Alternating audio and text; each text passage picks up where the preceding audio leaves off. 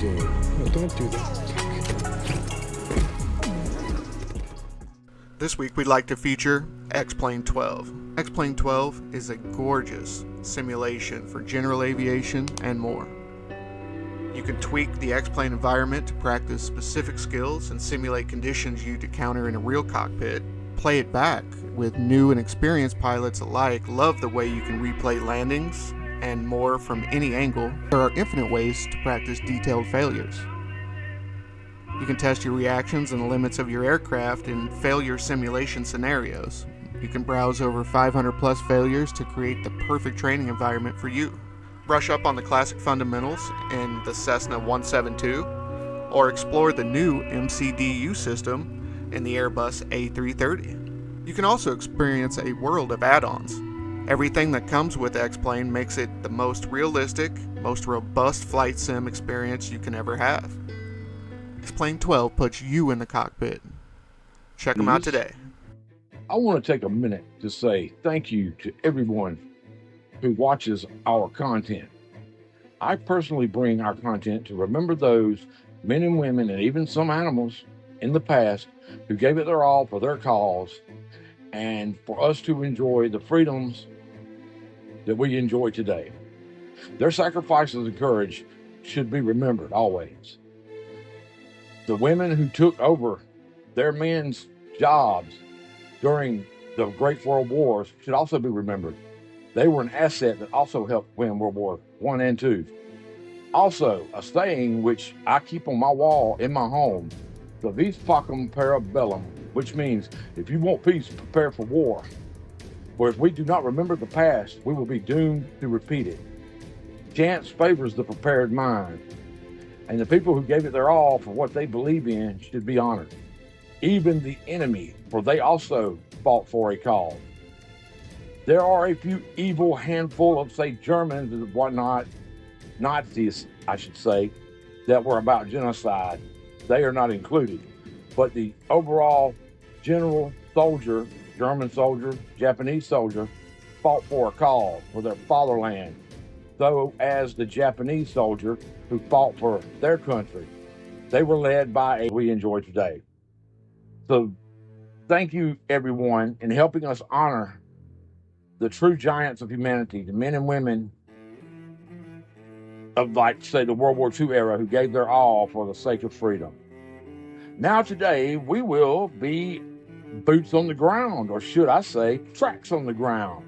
For today, we revisit the exploits and trials and tribulations of what will eventually be known as Patton's Vanguard, 3rd Army's 4th Armored Division, Patton's spearhead armored division that became his Vanguard, masters of the German ideal of blitzkrieg, leading the 3rd Army in record time across France towards the Moselle River and the German fatherland.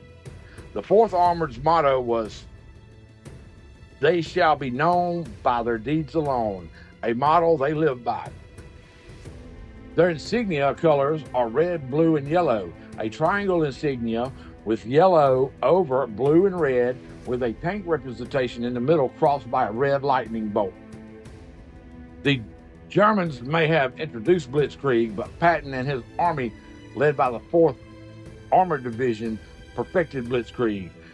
In my opinion, what the lightning bolt represents was that blitzkrieg.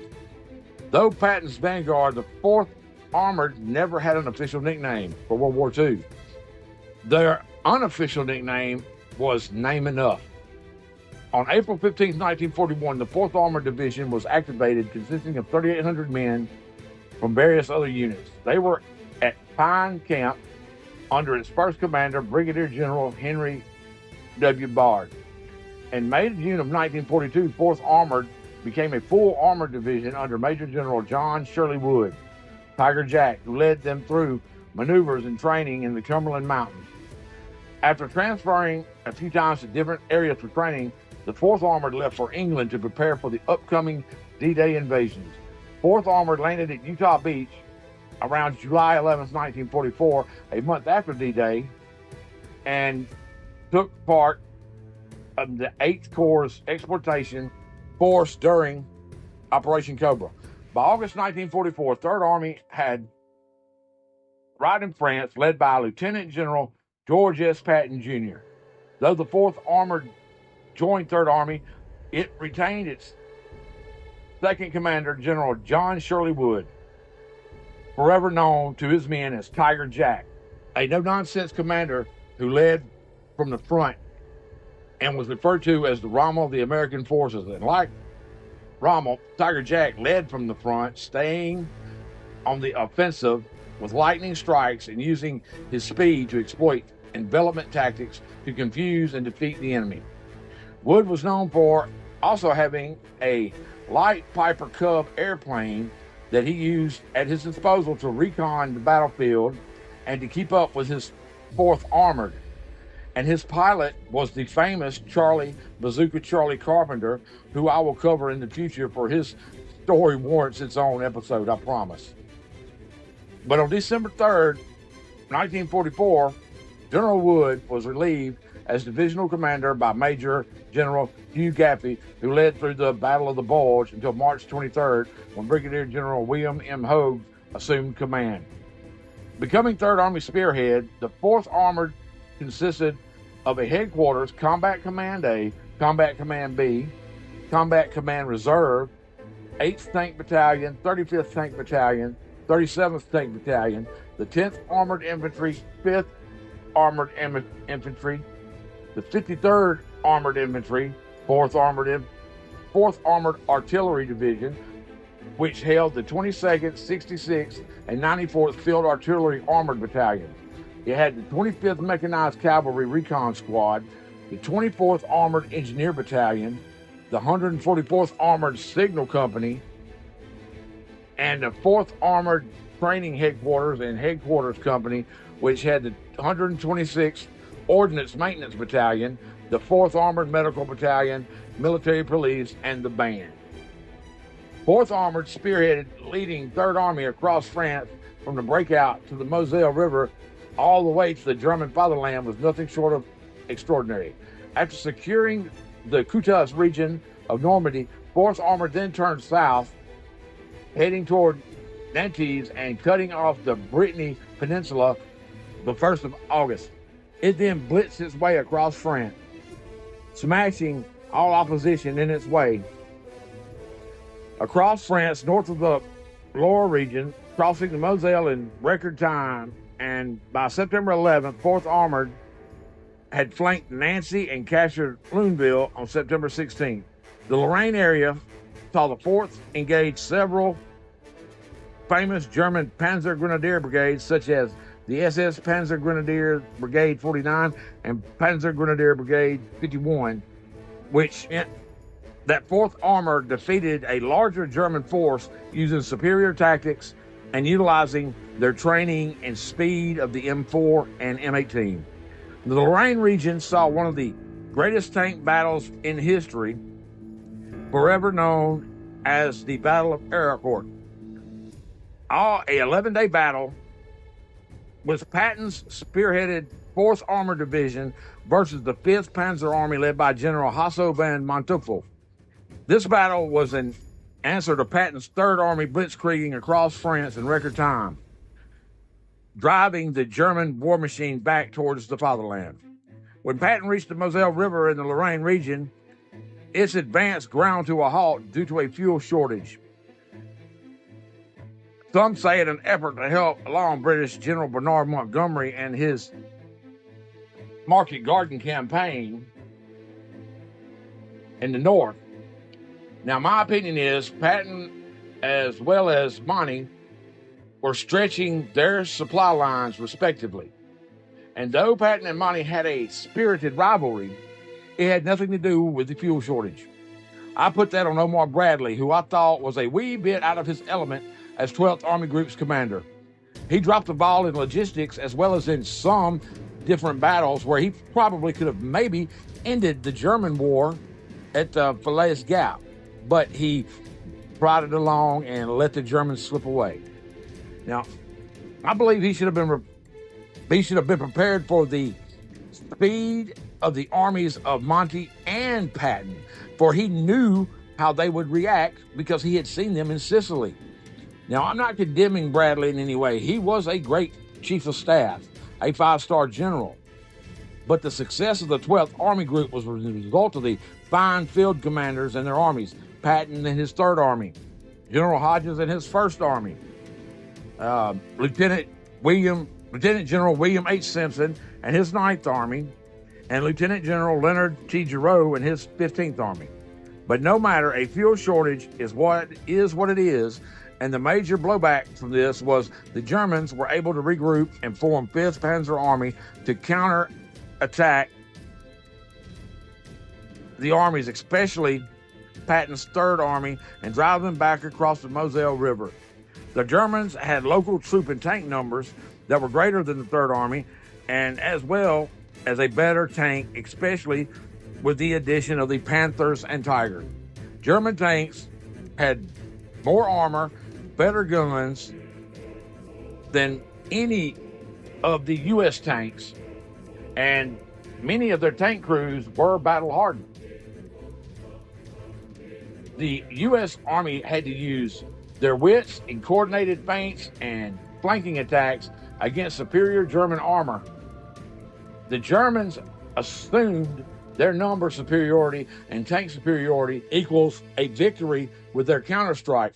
But I can tell you this, assumption is the mother of all F-ups.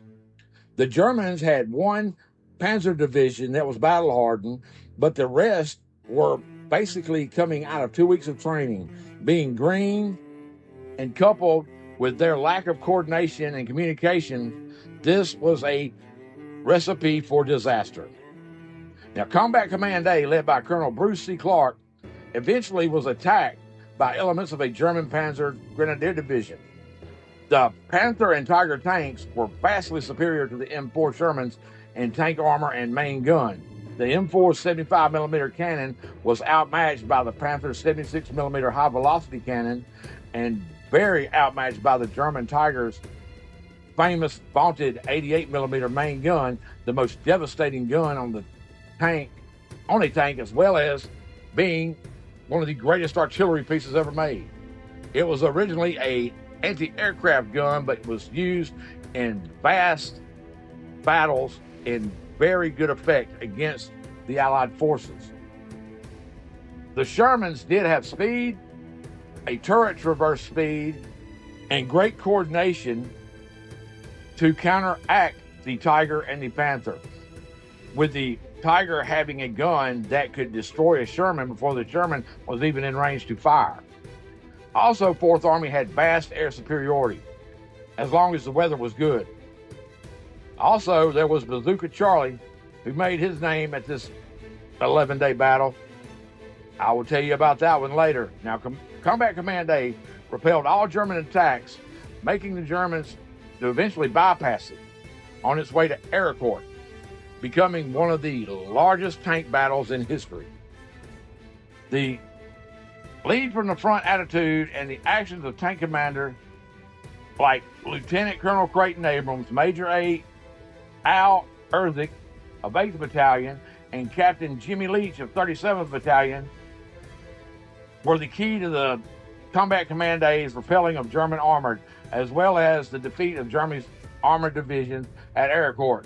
Lorraine is a very rustic and beautiful part of France, but it saw some of the most ugly and devastating fighting over history, and the Battle of Arracourt was one of the largest and worst battles of history. The beginning engagements of the Battle of Arracourt involved not only M4 Shermans, but the tank destroyer, the M18 Hellcat, which had a 76mm high-velocity cannon that could punch through the Panther's frontal armor. But its speed of 100 kilometers per hour meant that there was very little armor, and it was vulnerable to German guns. But the M18 made its mark anyway by destroying many German tanks in the Battle of Arracourt. In one of its finest engagements, 8 M18s of the 704th Tank Destroyer Battalion took out 43 Panzers, turning the Germans back. Now, that in that particular vicinity. When Combat Command A was attacked, they called for help, and answering the call was the 37th Tank Battalion, including Captain Jimmy Leach and Colonel Creighton Abrams. CCA's artillery had the Germans' attention when Captain Jimmy Leach led his tank brigade into battle, driving the Germans away.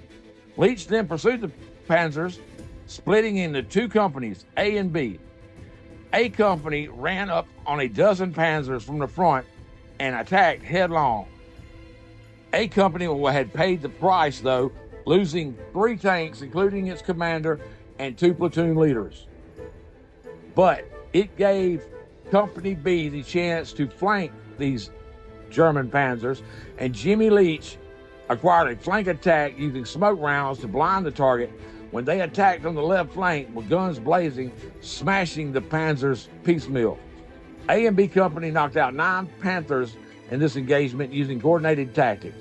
The first night saw 43 German panzers blazing in death fires on the battlefield, while the Americans had only lost 5 M4s and 3 M18s in its first day of fighting at Battle of Arracourt. Jimmy Leach and his company was the rear guard the next day, as Patton had ordered the rest of 4th Armored to advance northeast. Leach and his company was near Arracourt, next to Arracourt.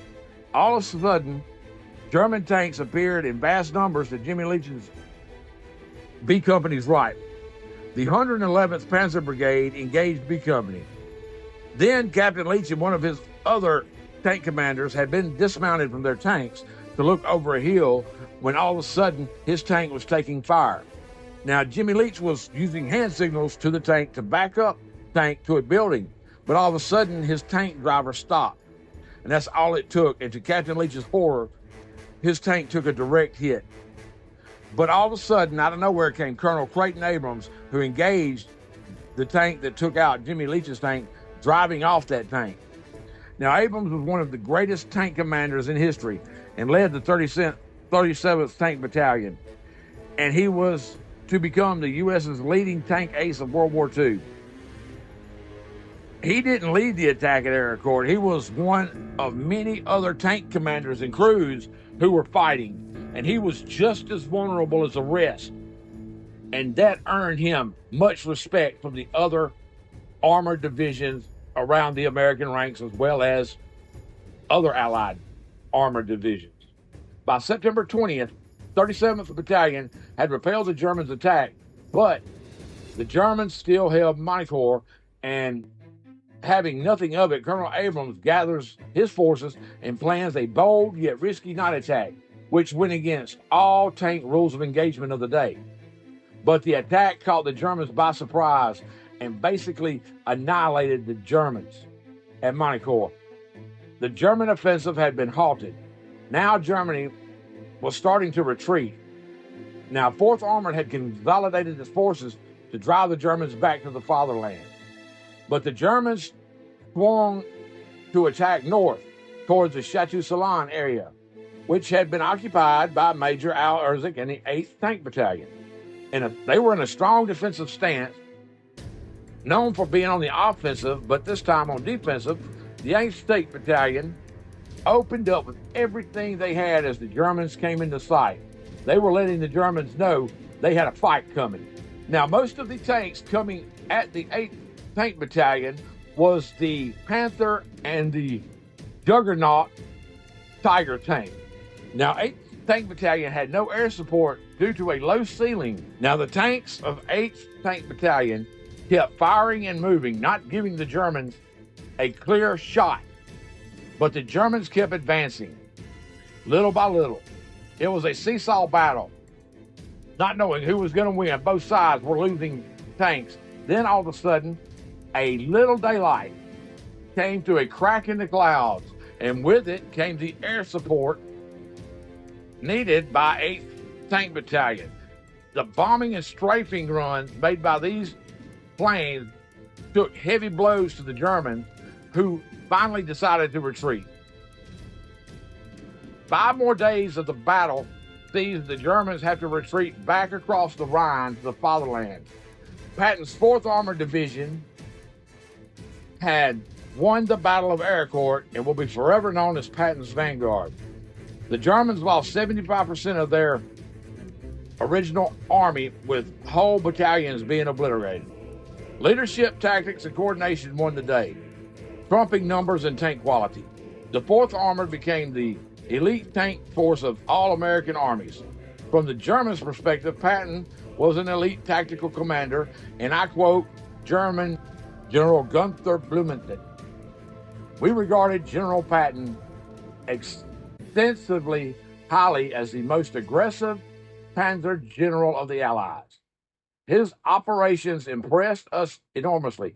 Probably he came closest to our own concept of the classic military commander. He even improved on Napoleon's basic tenets, activité, vitesse, end quote. Even the Wehrmacht's most skilled practitioner of the Blitzkrieg, Heinz Guderian, stated, Patton practiced a good campaign. From the stance of a tank specialist, I must congratulate him on a fine victory, since he acted as I would have done in his place. Now, Patton has been downplayed by many German adversaries who chimed in Patton wasn't as great a commander as they thought. But in Patton's defense, he had to deal with Omar Bradley, whom I consider inferior to Patton in the military aspect. And the Germans' escape at the Falaise Gap is a very fine point of that. Patton wouldn't have delayed, and he would have probably destroyed the whole German army at the Falaise Gap, not plod along like Bradley would have. But Patton was a far more aggressive commander. Even his tactics in Sicily to beat Monty was to show that Americans could fight as well, if not better, than the British, due to the fact that General Alexander didn't have a high regard for American soldiers. Anyway, the 4th Armored had established itself as Patton's Vanguard in the elite American Tank Battalion. And in December 1944, it solidified its standing in 3rd Army and in World War II. The Ardennes region, a relatively quiet section of the war, was where men went to relax and heal and train. This is an area Hitler fixated on attacking, cutting a swath to Antwerp, cutting off 1st and 3rd Armies. This will forever be known as the Battle of the Bulge. Now, near the beginning of the Battle of the Bulge, Patton was leading 3rd Army east toward the Saar River in France when he, maybe in his finest hour, discovered there was buildups in the Ardennes region, and he turned his army 90 degrees heading north towards Bastogne, a key strategic crossroads that Germany wanted to take. Now, 3rd Army moved over 100 miles in the worst weather, engaging the Germans and relieving the 101st Airborne, who had been holding Bastogne. I would do an episode on those men and their battle and the Battle of the Bulge one day. It warrants its own episode also. Now, during World War II, 4th Armored, Patton's Vanguard, was the 1st Armored Division to receive the Presidential Unit Citation for its role in the Battle of the Bulge. It also won a French Croix de Guerre with Palm for its Normandy actions, a French Croix de Guerre with Palm for the Moselle River and Battle of Arracourt actions, and a French Four de Guerre with Croix de Guerre colors for World War II overall. Also, 4th Armored saw 3 Congressional Medal of Honor recipients, James H. Fields, James R. Hendricks, and Joseph J. Sadowski. We will visit their Medal of Honor deeds in the future. Known to other American divisions by the Flying 4th, Phantom 4th, and Ghost Division, the 4th Armored displayed a tactical supremacy and unwavering resolve to lead the 3rd Army anywhere Patton pointed. We at the MAG channel salute these men and even their German counterparts who fought for their cause also, no matter the cost. Thanks, everyone, if you have made it this far in this particular episode. And please subscribe, hit that little bell thing. Hey, even comment. I would love to hear what you have to say. And this is Big Duke 6. Until next time. What are you doing? No, don't do that.